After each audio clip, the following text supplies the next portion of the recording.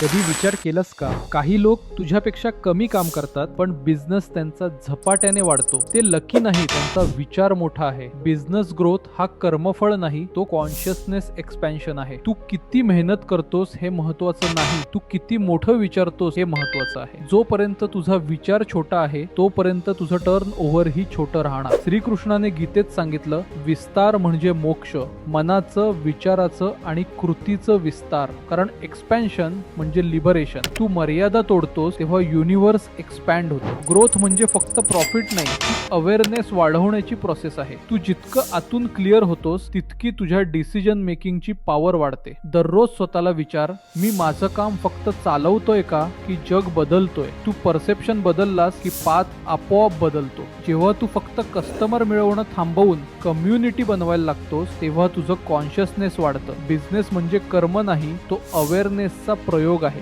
जो रोज स्वतःचा विचार एक्सपॅन्ड करतो त्याचं रिझल्टही एक्सपॅन्ड होतं. म्हणून मेहनत वाढवण्याआधी दृष्टी वाढव. प्रॉफिट मिळेल, पण जर कॉन्शियसनेस वाढली तर ग्रोथ मर्यादेत राहणार नाही.